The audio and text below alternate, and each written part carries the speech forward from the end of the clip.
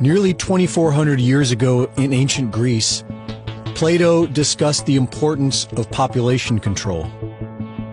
Aristotle advocated the use of abortion and infanticide. In 1798, an essay on the principle of population was written by Thomas Malthus. He outlined the idea of positive checks, which are diseases, wars, disasters, famines, and genocides. Malthus believed that these things should be utilized to increase the death rate, and believed that human misery was an absolute necessary consequence. In 1859, Charles Darwin published The Origin of Species.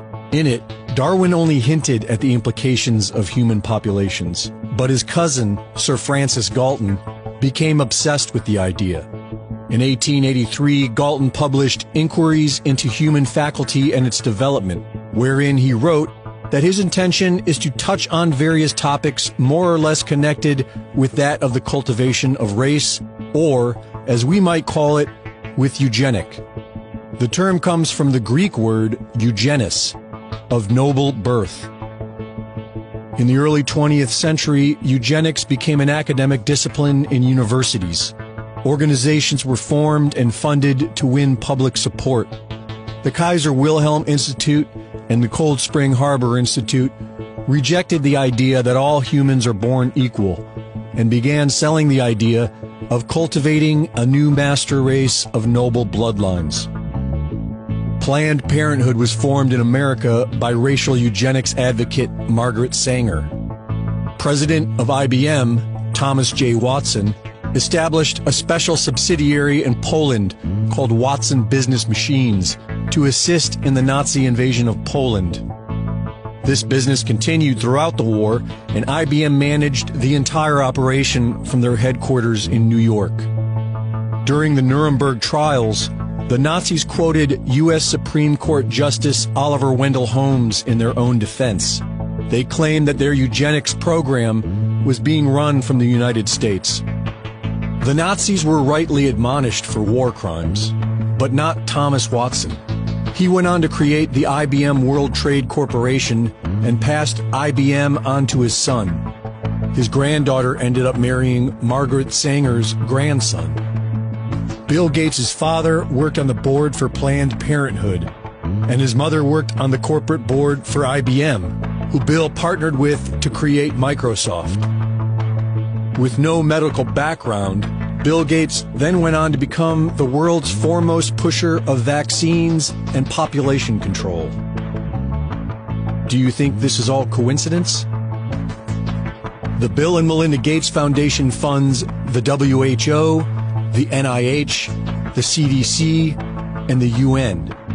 And now he is saying that until we get mass vaccinations, we might never be able to gather in groups. In which activities like mass gatherings may be, in a certain sense, more optional. And so until you're widely vaccinated, those may not come back at all. The president's coronavirus response team are all pushing the Bill Gates vaccination agenda.